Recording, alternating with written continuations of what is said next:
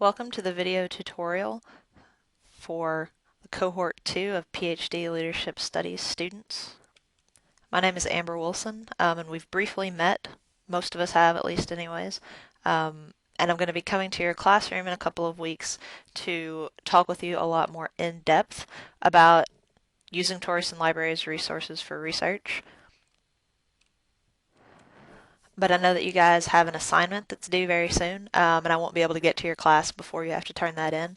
So in order to bridge that gap, I'm going to make this video tutorial for you guys, kind of just walking you through a very quick, very bare bones kind of approach to research, just so that you guys can sort of get going and be at least somewhat familiar with the library's resources.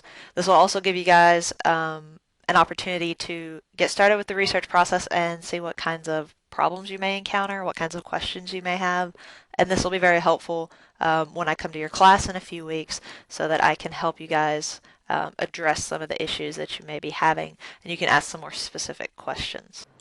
So in this tutorial, we're going to go over a few things. We're going to set you up with a PIN number. We're going to do a quick database search. I'm going to show you how to find an article if you already have the citation, if you already know what you're looking for, and then I'm going to quickly kind of just highlight interlibrary loan for you guys. So we'll begin at Torreyson Library's homepage, and the URL for that is uca.edu/library. www.uca.edu/library. You can also get here through MyUCA. There is a library tab. Once you have navigated to our homepage, under the Services option in the middle of the page, you need to select the option to create a library pin. This will take you to a page with some step-by-step instructions for how to set up a library pin. And the reason that you'll need a library pin is this is how you gain off-campus access to all of our different databases. All of the materials that we subscribe to are subscription-based resources, and we want to ensure that only UCA students are utilizing these resources. So we have to have a way to verify who you are, and we do that through creating a library pin. It's basically like a password. You will need 3 pieces of information to create a library pin. You'll need your name, your UCA ID number, and whatever you want your PIN or password to be. It is a requirement that your PIN must be at least 4 characters and must contain 1 letter and 1 number.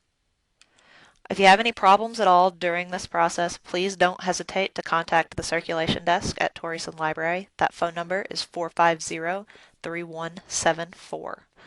There will always be someone at the circulation desk the entire time the library is open.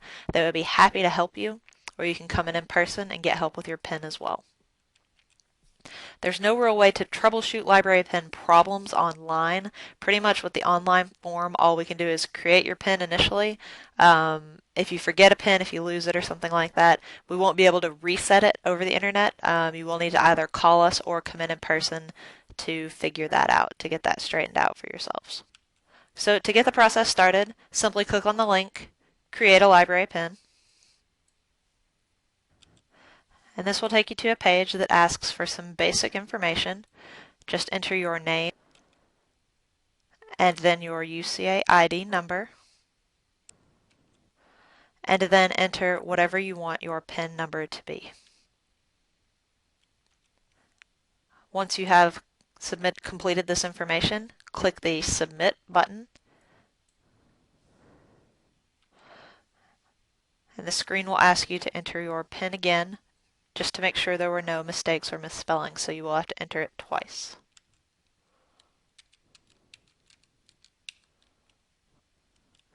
Once you have entered the information, click on the Submit button at the top left-hand corner,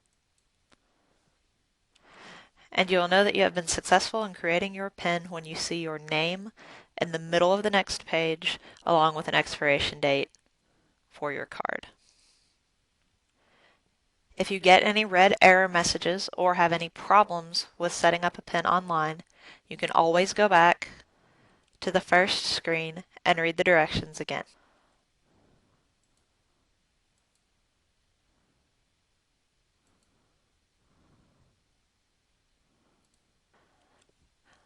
Again, if you experience any problems during this process, you can always call the library at 450-3174, or you can come into the circulation desk and get help with your PIN in person. Now that we have set up a PIN, we can start doing some database searching. We'll go back to the library's homepage, which is www.uca.edu/library. And under the Find option in the middle of the page, we're going to select Articles and Databases. We have several options for selecting a database, and we can talk more in depth about this when I come to your class. But for now, just to get us started, we're going to use one of our frequently used databases down here at the bottom, which is ProQuest Research Library. Click on this link. And if you are off campus, this is the point when it will ask you for your name, ID, and PIN. So be sure you have that taken care of before you start the research process. When you get to the initial search screen in ProQuest, try not to be overwhelmed by all the different information that's being displayed in front of you. When I come to your class and talk to you guys, we're going to discuss what each of these options means and what it makes available to you. But just to get ourselves started today, we're going to come up with some keyword concepts, and we're going to look for these concepts in scholarly peer-reviewed journals. I've taken a look at the assignment that Dr. McClellan gave you guys. Wes forwarded it to me, and I'm just going to take one of the examples that was given on the PowerPoint slide and do a quick kind of basic search with you guys just so you can see how the database works. Basically, if you're not familiar with databases, databases are how we subscribe to different journals and get access to different types of content. So when you enter your keywords, it's going to search through a vast knowledge, a vast repository of different journal titles from different fields, and it will bring results back based on the keyword or search terms that you put into it. Now, this is the point where it becomes fairly important that you select the proper keyword terms, the keyword terms that are going to give you the best results. And again, we can talk about the nuts and bolts of how to get the best results in a little while when I come to your class later on. But for now, we're just going to start out with entering in the boxes on the left-hand side, trait theory,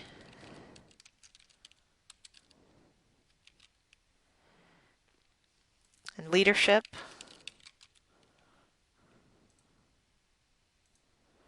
And we're going to look at case studies with this.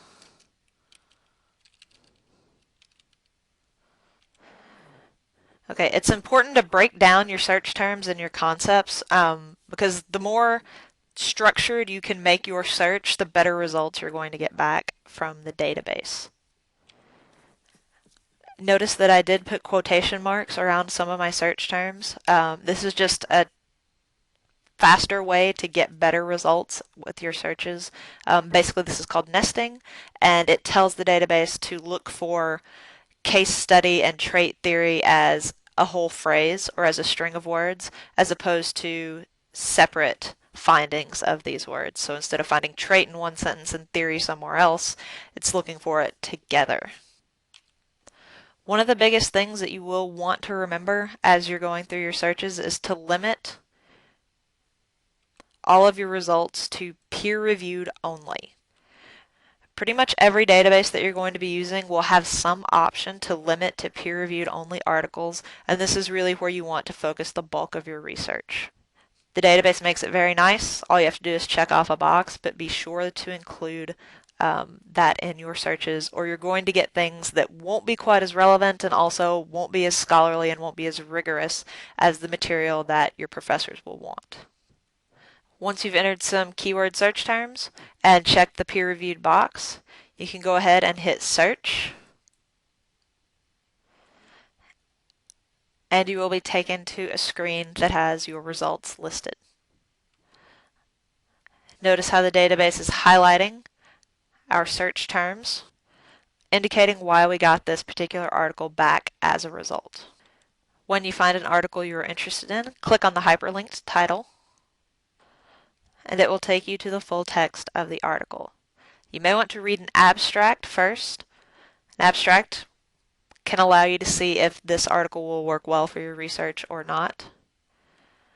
And you may want to also investigate some of the options on the right-hand side of the page, such as checking the sources or the references that this paper cited, and also seeing what other papers has cited this one as a useful source. This can sometimes be an excellent source for finding additional information. You may also want to try the See Similar Documents option or to search with some of the index terms used by this article. If you decide you want to use this article in your research, you have some organization options at the top of the page, such as emailing it to yourself, getting a printer-friendly copy, creating a citation, although I would be careful with this and utilize it somewhat like you do spell check. There tend to be a lot of errors and automatically generated citations, so you should always use your style manual. I believe you guys are using APA. You should always use that as the definitive source for citations because these will be filled with errors and other problematic things along the way. One of the most important things to remember while doing research is that you've got to be flexible. Well, if we go back to our original results list and we decide that maybe this search isn't working for us, we can always select to modify it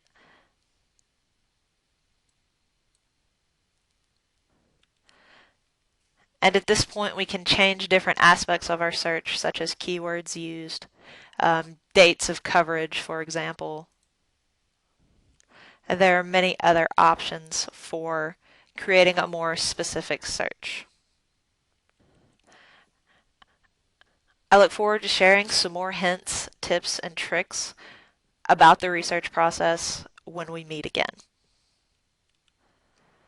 At this point, I'd like to transition from searching for articles when you're just sort of getting started and you're trying to get a feel for what's out there, and focus on what to do when you already have a citation. So let's say you found a citation in a footnote or a bibliography or in another database that didn't have full text and all it gave you was the citation and abstract. When you have a citation, you have all the information readily available that can help you find full text of the article. It's just a matter of knowing where to look for this specific information. The first piece of information you'll need is the title of the journal. We're going to copy this Academy of Educational Leadership Journal. We will go back to the library's homepage, and this time under Find, instead of selecting articles and databases, we will select eJournals. What our eJournals tool allows us to do is to take a journal title and look for it in all of our various databases. We have over 50 databases with thousands upon thousands of journal titles, but we just need to know where to find one particular journal, and that would be the Academy of Educational Leadership Journal. So I will input this information and click the search button. And this will take me to a screen that tells me we have it in two different databases, ABI Inform Complete and Education Full Text. It's up to you which database you choose to search in. Click on the title of the one you want, in this case Education. This will open up a new screen displaying the Academy of Educational Leadership Journal and all of the various years and issues we have available. At this point, you will want to refer back to your original citation to see exactly which year, volume, and issue number you need. In this case, we need an article from 2009.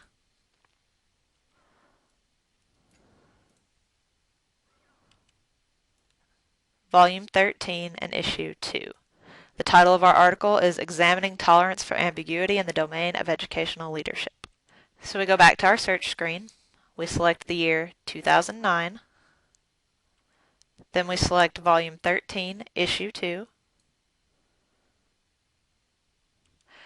This will take us to something similar to the table of contents for this particular volume and issue of this journal. And we can scroll down until we find our article entitled Examining Tolerance for Ambiguity in the Domain of Educational Leadership. Click on this title, and it will take you to the item record displaying the abstract, citation information, and then the full text of the entire article.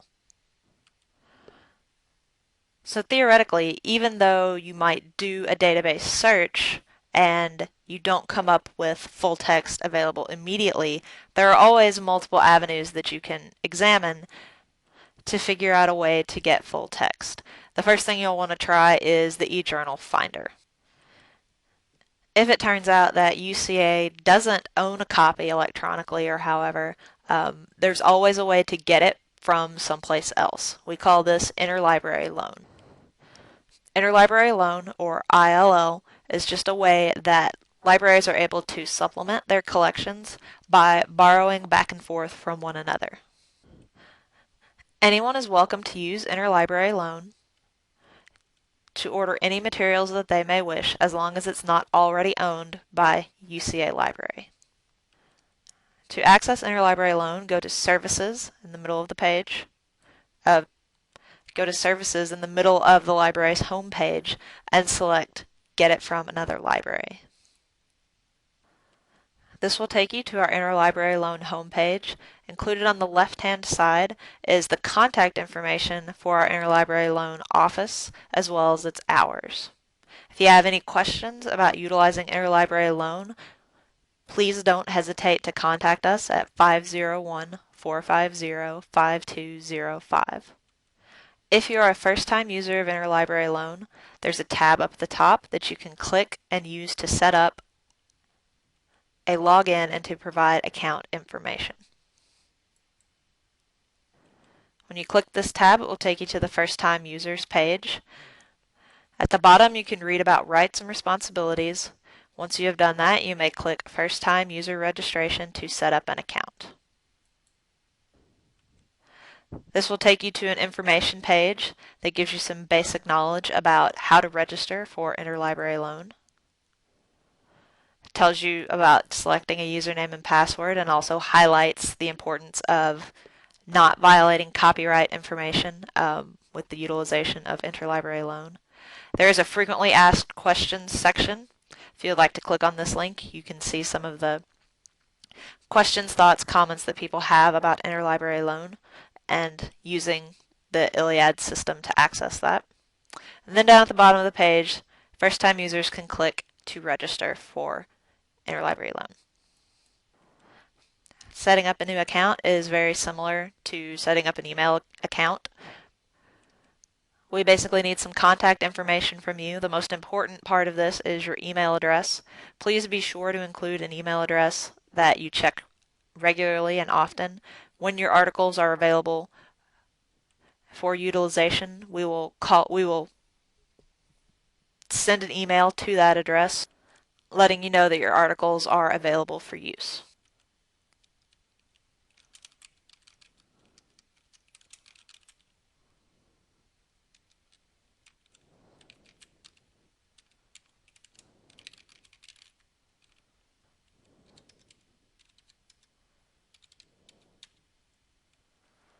Once you have entered all of the necessary information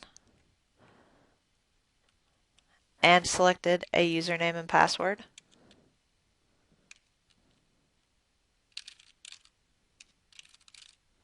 then you may submit your information and register for an account. You will then be logged into your interlibrary loan account. If you are looking for something that we do not own, you may make a new request by selecting the material type you need, either article, book, chapter, thesis, so on, from the navigational menu on the left-hand side of the page. When you are requesting an item, we ask you to provide as much information about the item as you possibly can, including the title of the journal, the year it was published, volume and issue numbers, article titles, the pages that it is included on, and any other relevant information. We ask us to tell you about where you found this item so that if we have any trouble locating it or understanding what you were looking for, we can look it up for ourselves. Once you have input all of the information, click the Submit Request option at the bottom of the page. You may request as many items as you like at a time. Once you have made your article or book requests, you may use the navigational menu on the left-hand side to view outstanding requests, to view your electronically received articles, and this is what you will get an email about telling you that your article is ready and available for you to look at. If you've checked out any physical books, you can look at that information. Just below that, you can also look at a history of all of your requests and look up all of your notifications as well. Again, if you have any questions, problems, issues, thoughts with the interlibrary loan process, please don't hesitate to contact our interlibrary loan office at 501-450-5205. The interlibrary loan manager's name is Timothy Perkis. Tim would be happy to discuss anything with you and to help you troubleshoot any problems that you may have. You can also email them at ill@uca.edu to get any help that you may require. So to wrap up this tutorial, I just want to highlight the things that we went over. We discussed how to create a pin. We looked at using the ProQuest Research Library database. We talked about what to do if you already have a citation and you only need full text. And we also discussed how to get things that UCA does not own through interlibrary loan. I hope this clears up some questions that some of you may have had about the research process. I'm sorry I don't have time to work with each of you individually one-on-one. But I hope that this video tutorial has been helpful to you. And again, I will be coming to your class later on this semester, along with my boss, the director of the library, Art Lichtenstein, and we will be able to answer any questions, do more in-depth demos, show you a myriad of search tips that you can utilize, and generally help you in any way we possibly can. Just in case you need it again, my contact information, my first and last name is Amber Wilson. I'm over in Torreyson Library. My email address is amberc@uca.edu. That's AMBERC@uca.edu. And my phone number is 501-450-3236. Please let me know if there's any way I can help you. And I look forward to working with you guys in the future. Good luck and thank you.